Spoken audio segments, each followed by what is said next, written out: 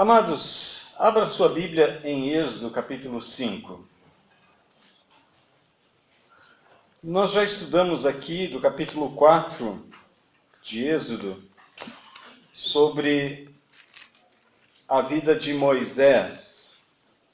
E o tema que nós falamos na ocasião foi moldados por Deus.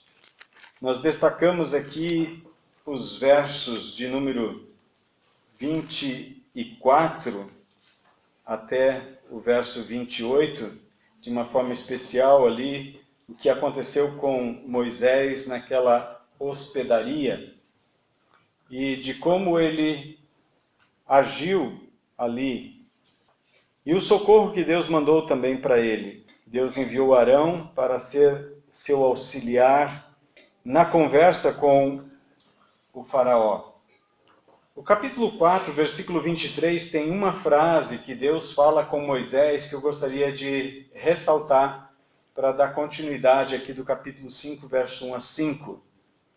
O versículo de número 23, Deus fala com Moisés e diz: "Deixa meu filho ir para que me cultue." Israel é chamado por Deus de o filho primogênito. O filho primogênito que nasceu de Abraão com Agar é Ismael. O povo árabe até hoje acredita que é de Ismael que a Bíblia está falando, quando na verdade a Bíblia está falando de Israel.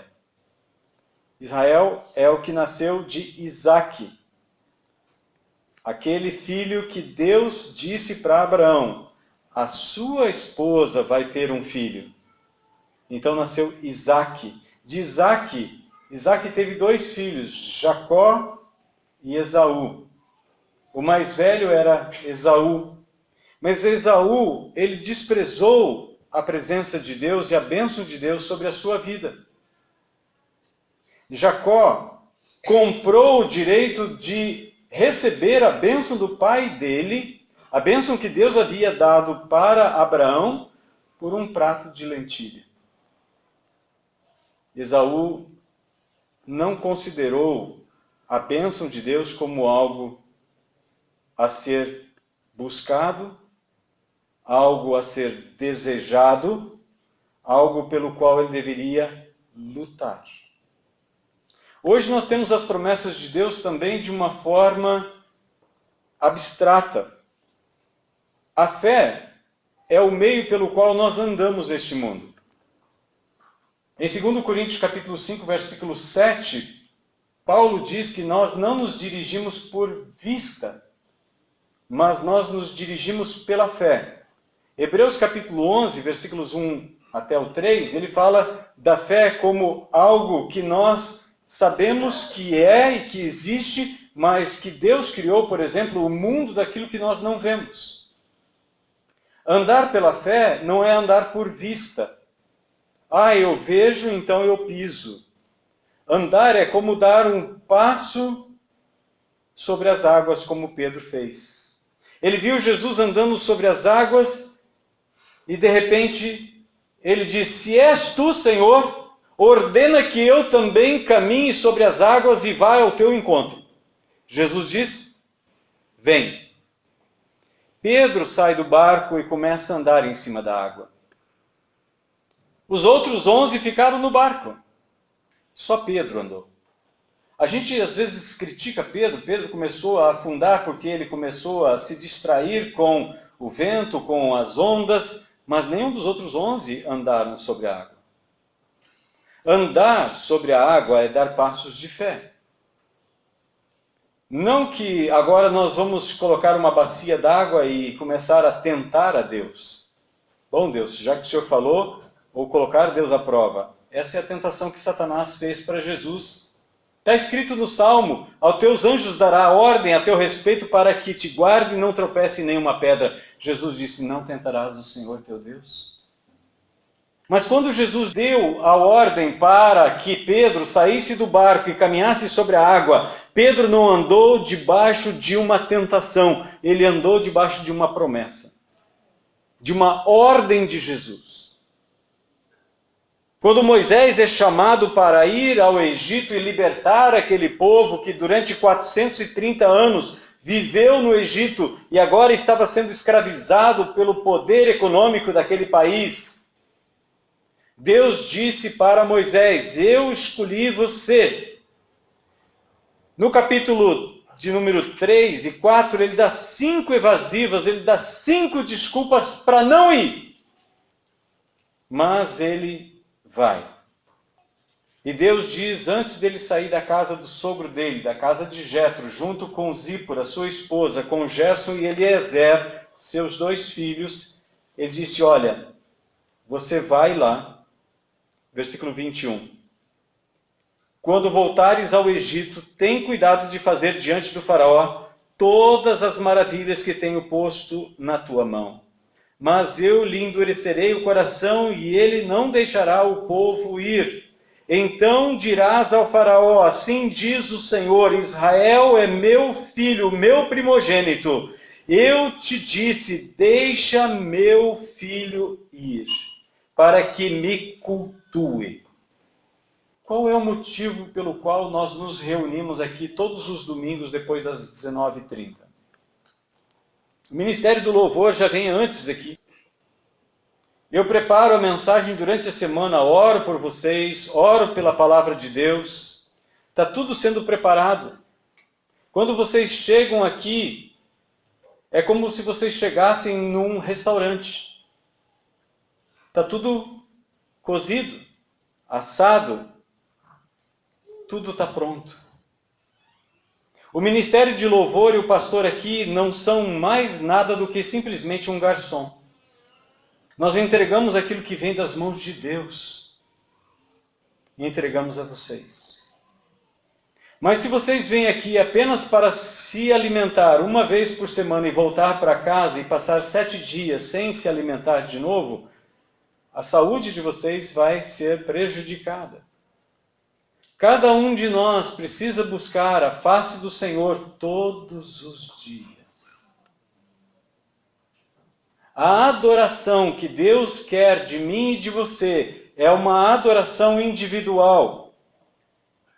Em particular, e talvez em estudos, eu já expliquei que existem alguns textos da Bíblia que até mesmo alguns colegas, pastores, não entenderam. Uma delas é Mateus capítulo 18, versículo 20. Essa palavra eu acredito que começou a surgir nos momentos em que havia poucas pessoas reunidas e então, para dar desculpa, o pastor ou o líder daquele pequeno grupo dizia assim: nós estamos em poucos aqui, mas Jesus prometeu, onde 2 ou 3 estiverem reunidos em seu nome, eu vou estar no meio deles. É verdade isso? É verdade. E quando nós estamos aqui em um número maior, é verdade que Jesus está no nosso meio?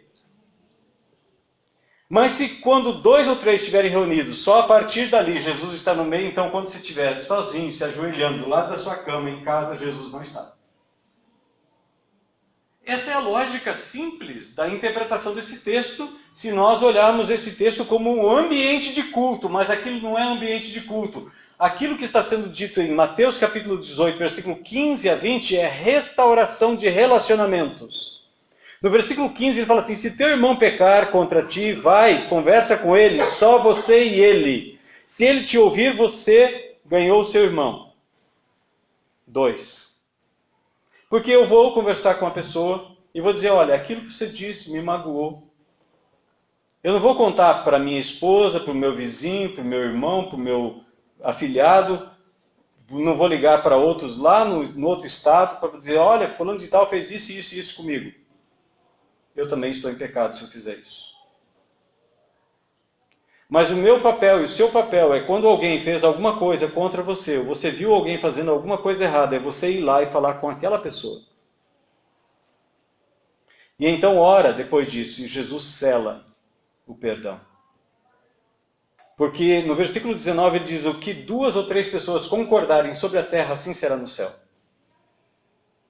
Mas se ele não te ouvir, leva testemunhas. Então, agora são 3.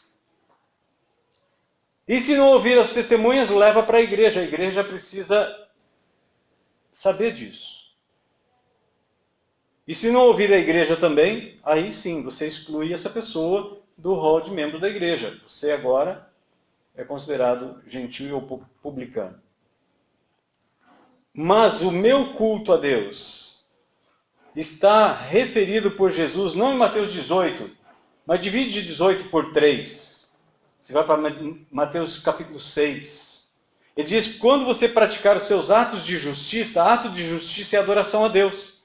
Quando você der esmola, a tua mão direita não deve saber o que a esquerda está fazendo, ou vice-versa. Quando você jejuar, você lava o rosto. Você não fica assim com aquela cara assim de, ai, estou jejuando. Eu não vou poder ajudar a carregar essa mala. Eu estou jejuando. Não, lava o teu rosto.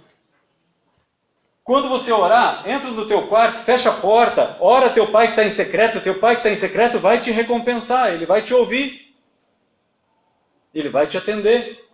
Tudo isso é feito sozinho.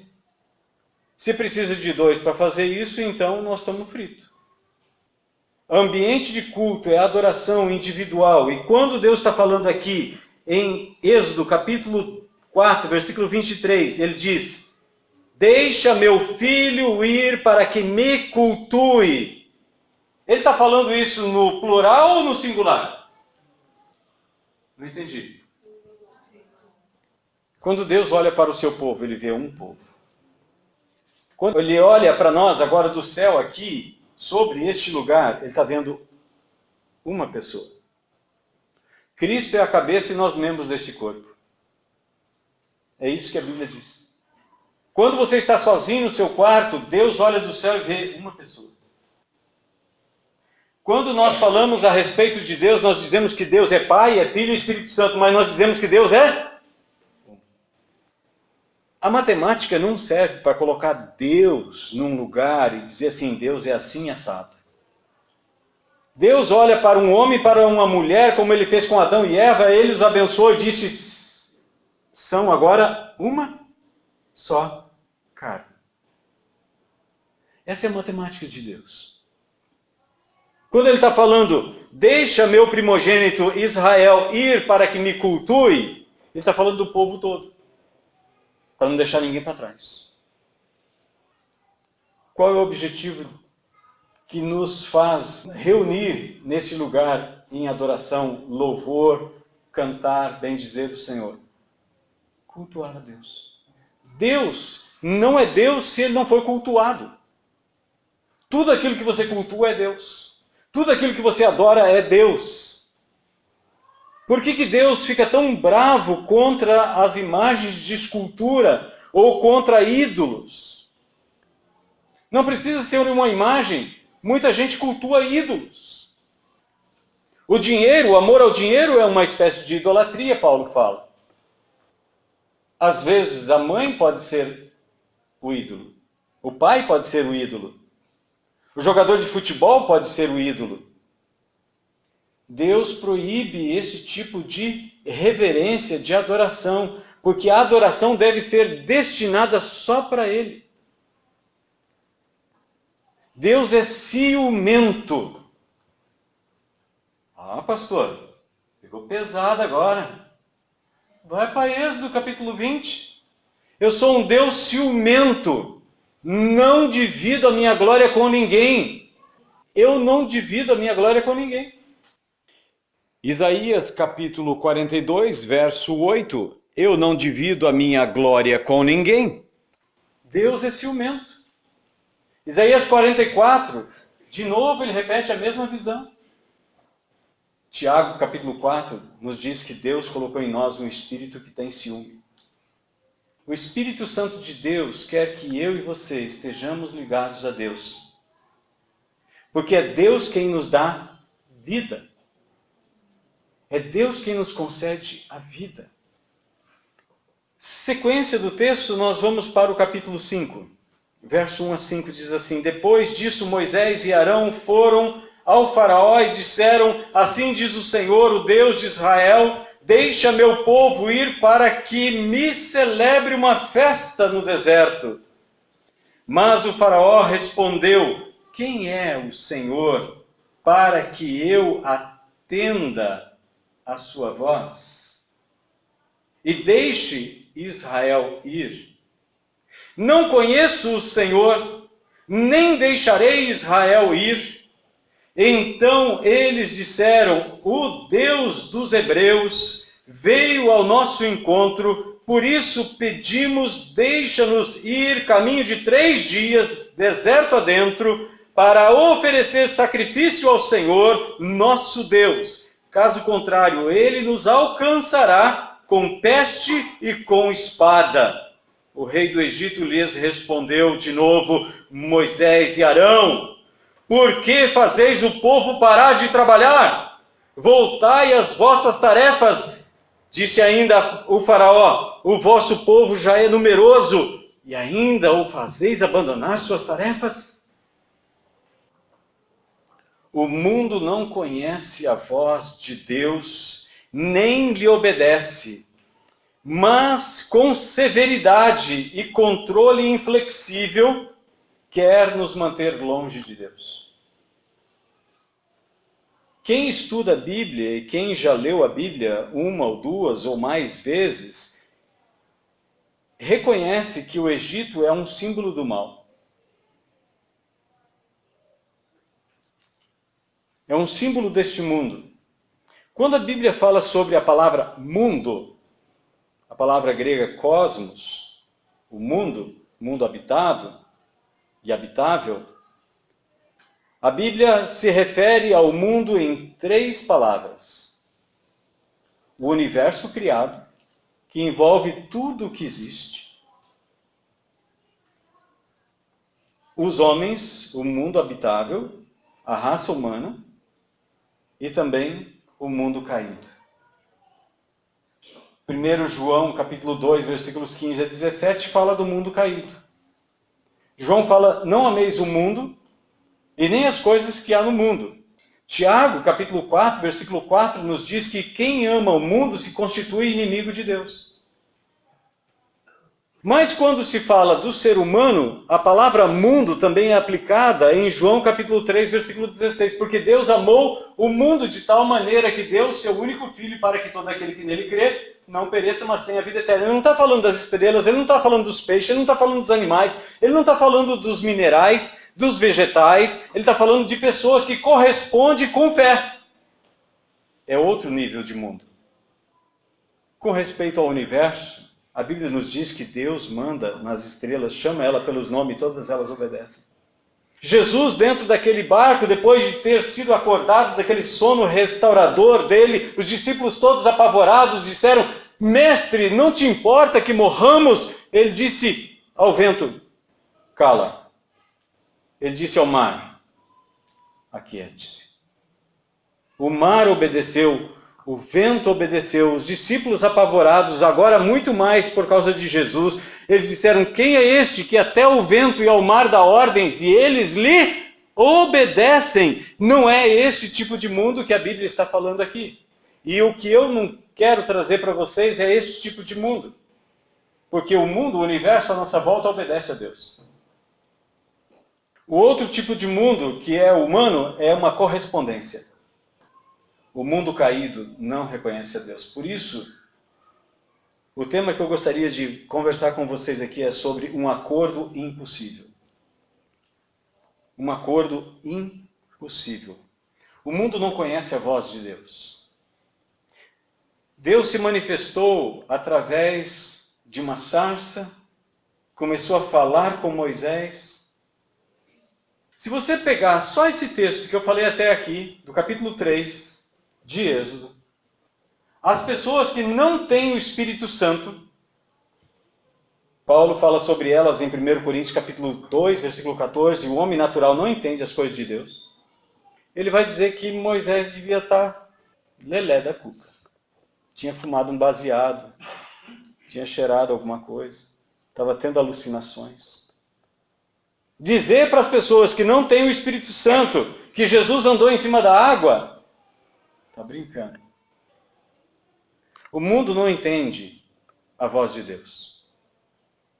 É por isso que precisa se converter. Nascer de novo. Quem não nascer de novo não pode ver o reino dos céus. Nicodemos chega de noite para falar com Jesus e fala assim: Mestre, nós vemos que o Senhor é um homem vindo de Deus, porque ninguém pode fazer os sinais que você está fazendo se não vier de Deus.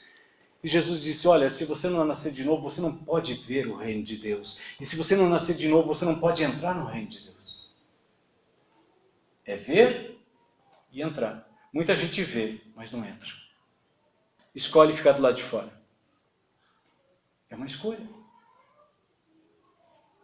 Esse é o outro mundo pelo qual João 3,16 diz: quem nele crê, não pereça, mas tenha, e quem não crê, vai perecer. Vai pelo mundo todo. Marcos 16, 15 e 16. Vão pelo mundo todo, preguem a boa notícia de que eu dei a minha vida para perdão de todos os pecados, lavei todos os pecados daqueles que creem. Quem crer e for batizado será salvo. Quem, porém, não crer será condenado. É uma escolha. O tempo todo nós somos confrontados com escolhas. Moisés veio em nome de Deus falando com o faraó. Faraó, Deus deu uma ordem: deixa meu povo ir. Faraó não deixou. Porque Faraó se considerava a si mesmo Deus. O Egito, ele era repleto de deuses. Havia deuses para todos os tipos de coisa. Ele não podia entender que agora um Deus que não foi dito para ele, e que ele nunca tinha ouvido falar, de repente pede para a sua maior força de trabalho sair um feriadão de 3 dias. Ah, não. Ele aumentou o trabalho do povo. É inútil convencer o mundo de que Deus deve ser adorado. Quando alguém se converte ao Senhor Jesus, ele quer estar lá, ele quer estar junto com a palavra de Deus, ele quer ler a palavra de Deus, ele quer estar junto com o povo de Deus. E aquelas pessoas que não se converteram, eles ficam olhando assim, ficou doido, ficou bobo. Agora é só igreja, só igreja, só igreja. Vai dar o teu dinheiro lá para o pastor também? É o que eles ouvem no YouTube, nas conversas de roda, na zombaria. Mas o Salmo 1 nos diz que este não vai prevalecer no dia do juízo. Quem é que vai prevalecer no dia do juízo? Salmo 1, versículos 1 a 3 nos diz: bem-aventurado é o homem que não anda no conselho dos ímpios, não se detém no caminho dos pecadores e não se assenta na roda dos escarnecedores. Antes o seu prazer está na lei do Senhor e na sua lei medita de dia e de noite. Ele é como uma árvore plantada junto à corrente de águas, que no devido tempo dá o seu fruto e a folhagem não murcha, e tudo o que ele fizer será próspero. Bem-aventurado, prosperará, dará certo. Não são assim os ímpios.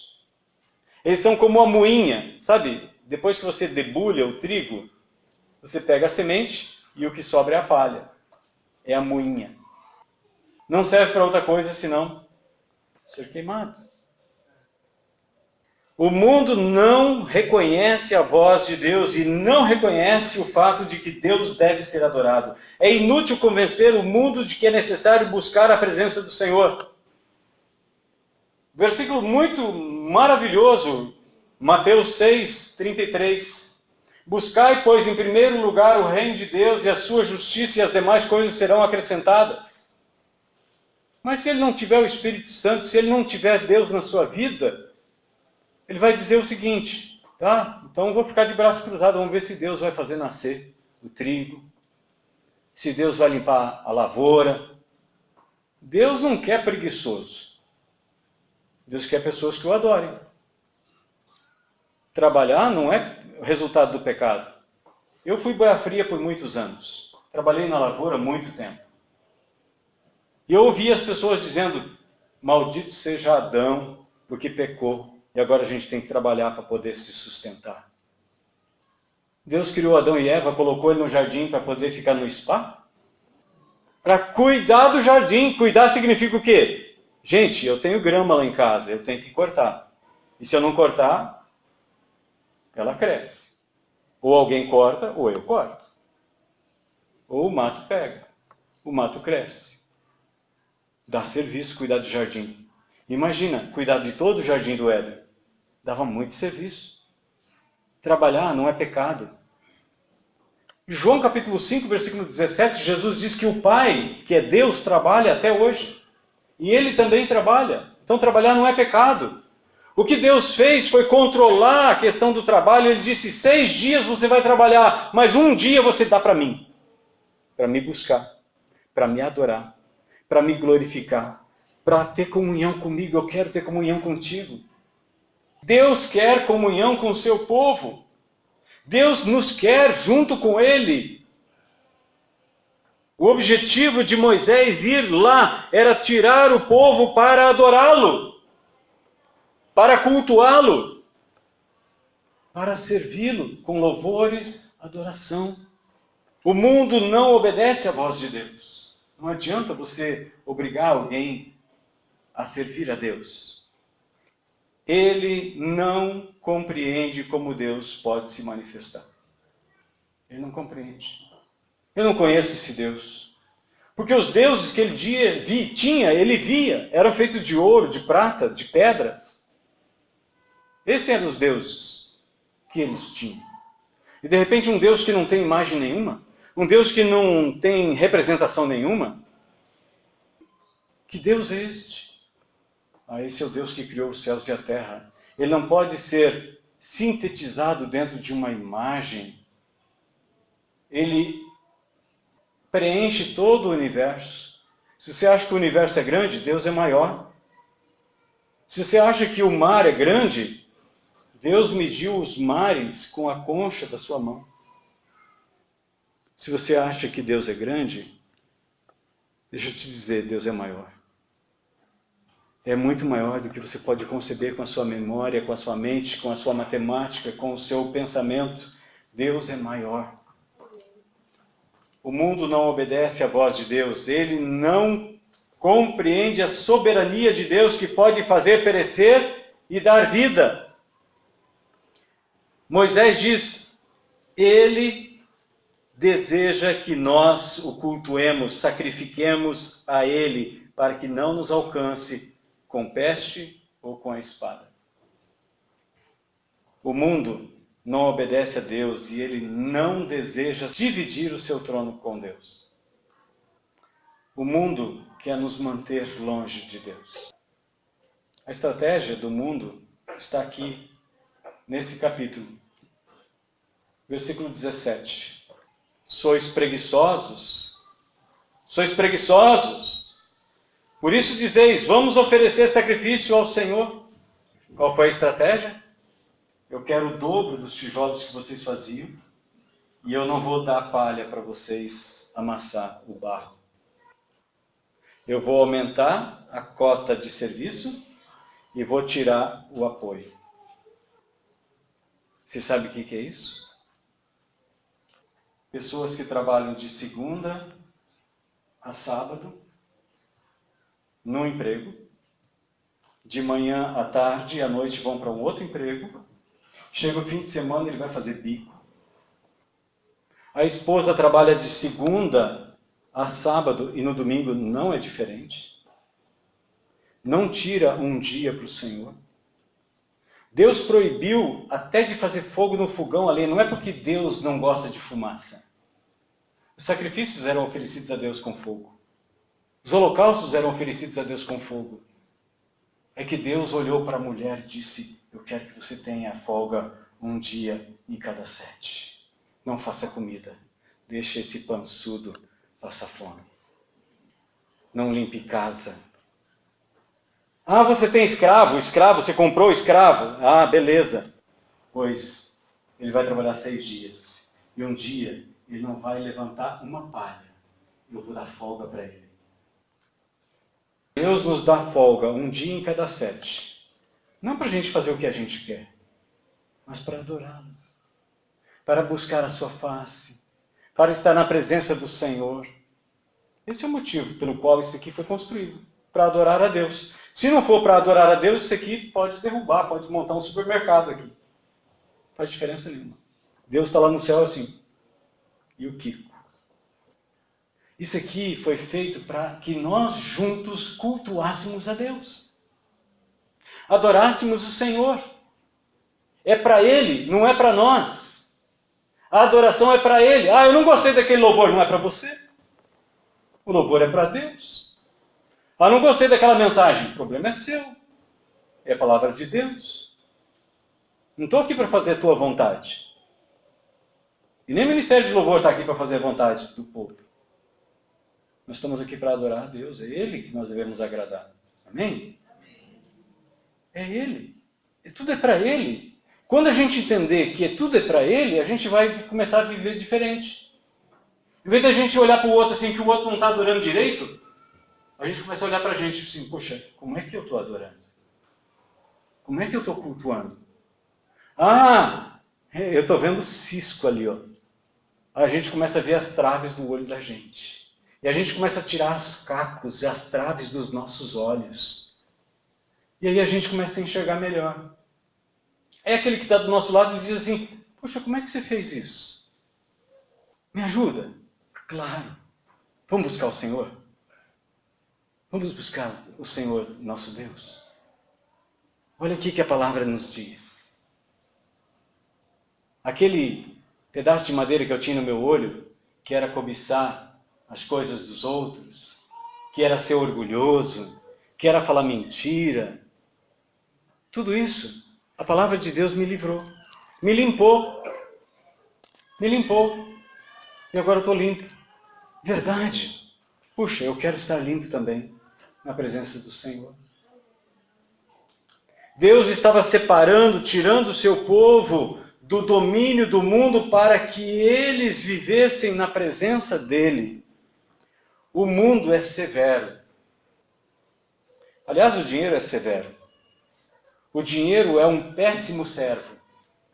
Ele não faz o que a gente quer.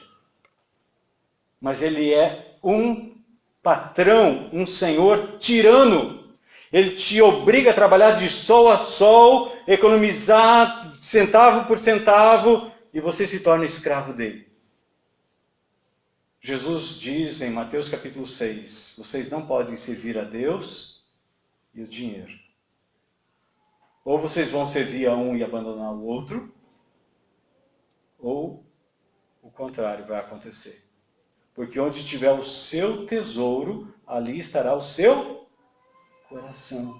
O povo de Israel passou 40 anos, não 40 dias, 40 anos, caminhando pelo deserto, e Deus todos os dias dava o maná para eles. Todos os dias. Deus fazia a água sair da rocha. Deus colocou nuvens sobre eles para que o sol não ficasse queimando eles de tal forma que eles não pudessem suportar o calor do deserto. Deus fez uma coluna de fogo no inverno e à noite para que eles pudessem ser aquecidos e ser protegidos. O tempo todo Deus está cuidando de nós. Jesus, quando ensina a gente a orar, Ele não ensina a gente a pedir o pão para a semana inteira. O pão para o mês. É o pão nosso de cada dia, nos dá hoje. O pão de cada dia. O mundo é severo. Ele te enche de tarefas para evitar que você adore. Ele te provoca a blasfemar a Deus. Olha o versículo 23. Moisés, que teve uma experiência com Deus, de repente ele começa a orar. Pois desde que me apresentei ao faraó para falar do teu nome, ele tem maltratado este povo e nada fizeste para libertar o teu povo. Deus estava começando a se esquentar. Deus estava entrando na jogada. E Moisés achou que já estava no final da partida, no final do jogo. Não. Olha o capítulo 4. Te peço para você ouvir uma profecia de Deus para Moisés. Versículo 23. Deixa meu filho ir para que me cultue, mas recusaste deixá-lo ir, por isso matarei o teu filho primogênito. Quando é que aconteceu a morte do filho primogênito de Faraó? Alguém lembra de qual das pragas que foi? A última praga. É que o nosso problema é o mesmo problema de Moisés. Quando a gente está no meio da luta, a gente pensa, Senhor, não acabou ainda? Está doendo. Ai. Aí Deus olha assim para a gente assim, E às vezes Deus tem um senso de humor muito grande. Deus tem 30 quilos para colocar em cima da gente, a gente pega 30 gramas e a gente acha que é pesado. Aí Deus vai fortalecendo a nossa fé. Deus vai exercitando a nossa fé. Deus vai fortalecendo a nossa fé para que nós possamos suportar. Deus não vai encher o céu com um monte de dengoso e preguiçoso. Vai encher o céu, sim, com um monte de gente que é parecido com Jesus, que anda pela fé, que exercita a sua fé, que quer crescer na semelhança de Jesus, que quer ter comunhão com Deus. Quarta-feira nós falamos sobre Enoque lá no bairro Navegantes. Deus se agradou tanto de Enoque que não deixou Enoque nem morrer. E Deus revelou coisa do coração para Enoque, coração de Deus para Enoque, coisa que ainda estava oculto, que só foi revelado mais ou menos 5.000 anos depois. Como ele profetizou aqui, revelou para Moisés que o filho mais velho de Faraó morreria. E aconteceu. O mundo é inflexível. Sabe o que é uma coisa inflexível? E não se dobra. A respeito de Israel, Deus diz, esse povo é um povo de dura cerviz. Não se flexiona, ele não se curva. E quando a gente não se curva, o que acontece? O que acontece quando algo que não é flexível é dobrado?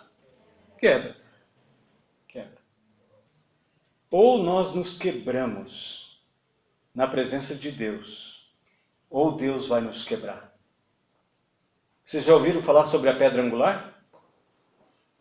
Já ouviram falar sobre a pedra angular? Quem é a pedra angular? Quem é a pedra de esquina? Quem é a pedra de esquina? Jesus. 2 exemplos. Pedra de esquina é a que dá a estrutura, é o alicerce. Pedra angular, quando você tem aqueles arcos de pedra, tem uma pedra no meio lá que calça todas elas para que não caiam. Aquela pedra de ângulo, colocada ali para sustentar todas as outras.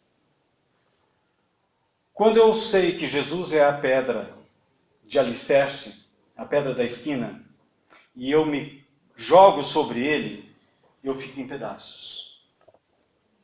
Mas quando eu não me dobro debaixo da autoridade de Jesus e não me curvo diante da autoridade dele, a pedra angular vai cair em cima de mim.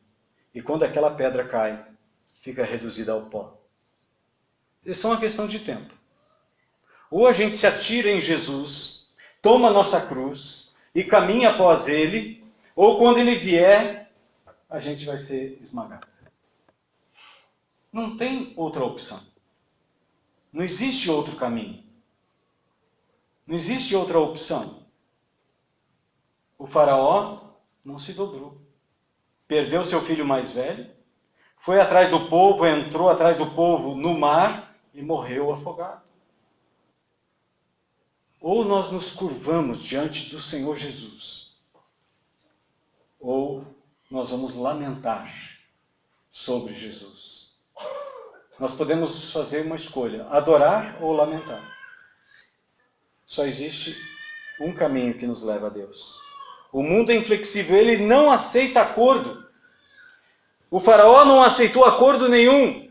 E quando Deus mandava uma praga, o faraó dizia, Moisés, roga a teu Deus lá que ele tire esses piolhos, tire essas rãs, tire essa escuridão. Moisés orava e Deus tirava. E aí ele endurecia o coração de novo. Não vou deixar. Provérbios 29:1 nos diz que a pessoa que muitas vezes é corrigida e não se dobra, ela vai ser quebrada sem haver cura. Sem haver cura.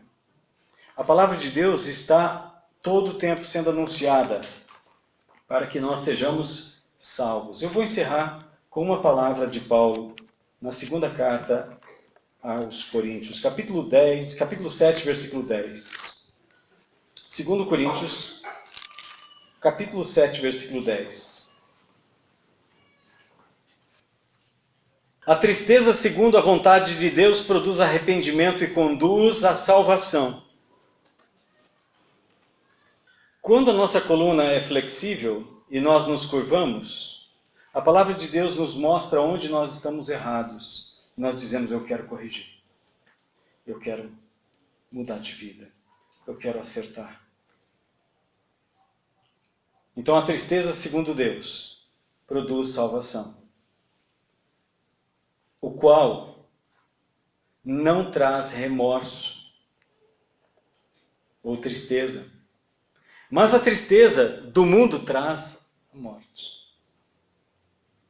Nós temos uma escolha. Quando a Bíblia fala sobre o mundo, ele fala sobre 3 tipos de mundo. O universo, que obedece à voz de Deus. E Deus diz que vai chegar um momento que tudo isso aqui vai passar. Jesus mesmo disse que vai passar o céu e a terra, mas as minhas palavras não passarão. Existe um outro mundo caído, irrecuperável. Mas existe um outro mundo pelo qual Jesus verteu o seu sangue naquela cruz. São homens e mulheres a quem ele quer bem, que ouvem a sua voz como Moisés ouviu, mesmo relutante, mas ele foi. São homens e mulheres que ouvem a palavra de Jesus, venha, me siga. Tome a sua cruz e me siga. Dia a dia, faça isso. Não é uma vez por semana. Dia a dia. Me siga. Mas esses mesmos que têm a possibilidade, a condição de escolher, sim, eu vou segui-lo, vou deixar isso de lado, vou parar de bater na minha esposa. Você está achando que é drástico? Tem muita gente que faz isso ainda. Vou parar de bater no meu marido, tem mulher, peso pesado. Vou parar de roubar. Vou parar de mentir. Vou parar de me embriagar. Vou parar de ficar cobiçando aquilo que não é meu. Vou parar de falar mal da vida dos outros, vou cuidar da minha. Que a gente às vezes nem consegue cuidar direito. Vou parar de ser teimoso, teimosa, respondona. Quero ser uma pessoa melhor. Fazemos parte desse mundo, de pessoas que podem ser moldadas. Quanto mais mole o barro é, mais fácil é ser moldado. Quanto mais duro a gente fica, mais a gente é quebrado. Coloque-se de pé. Eu sei que Deus tem muito mais para fazer do que eu falei aqui. Cada um de nós se conhece. Cada um de nós se conhece. Cada um de nós sabe o nosso ponto fraco, a nossa falha.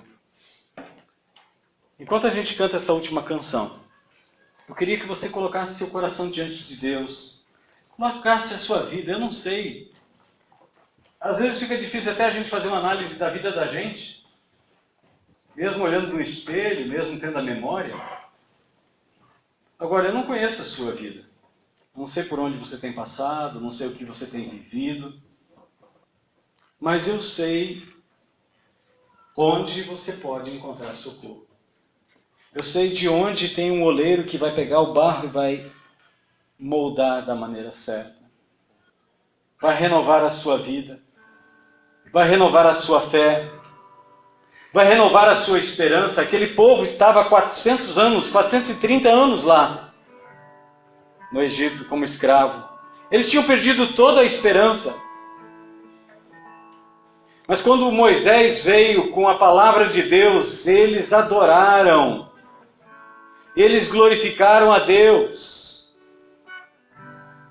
Eles disseram, Deus se lembrou de nós.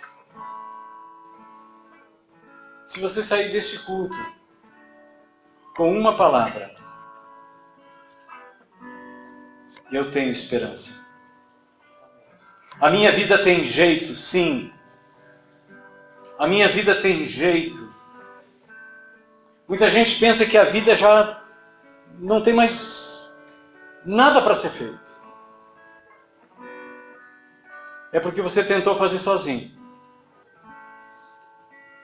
Deixa Deus te ajudar. É Deus que foi libertar o povo de Israel. Ele só usou aquela vara.